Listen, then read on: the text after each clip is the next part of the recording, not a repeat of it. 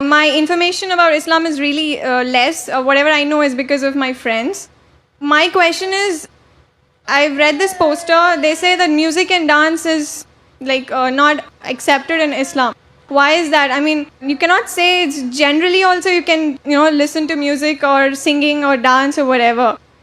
You cannot just say like only for Bharatnatyam or for any form of dance you have music. In general music also we have you when you praise God, when you show your emotions. Why is it said that music and dance is not allowed? Sister asked the question that why is it in Islam that music and dance are prohibited? First I'll come to music, then I'll go to the dance. As far as music is concerned, our beloved Prophet Muhammad said that the musical instruments, as a general rule, they are prohibited, except he gave permission for the duff, that is the one-sided open drum, called as duff or duffli. Besides that, the Prophet prohibited because if you analyze, it takes a person away from the remembrance of Allah subhanahu wa ta'ala, from the remembrance of Almighty God. That's the reason when we hear these, film songs, whether it be Hindi, it may be Malayali or Tamil or whatever it is, you find that in these film songs, most of the words that are mentioned, they are far away from reality. The hero tells the heroine, "Main tumhare liye chand tod ke leke aaunga, main tumhare liye sitare tod ke leke aaunga, I'll get the moon for you, I'll get the star for you." We know it's not possible. No man can get the star or the moon for his lover. But yet, we keep on repeating because of the ambience, because of everything. So because of this, general rule is that the music does take a person away from Allah subhanahu wa ta'ala. That is the reason our beloved Prophet prohibited musical instruments except for duff. Or, as generally, with your voice. For example, when a person recites the Quran. If he recites the Quran, his voice is good, that's permitted. Because that takes a person towards Allah subhanahu wa ta'ala. The musical instruments along in the background do create a different ambience. Otherwise, singing per se, it is mubah, optional.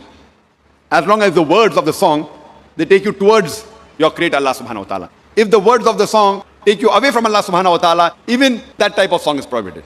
Now coming to the second part, why is dancing prohibited?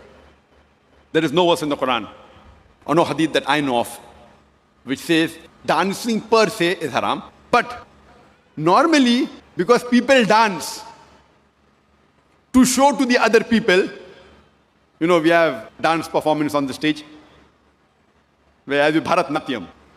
Now you're doing Bharatnatyam on the stage and thousands are watching you. So normally in terms of the hijab reason, we wouldn't like to expose our ladies, our mothers, our sisters, our daughters on the stage and thousands of people looking at them.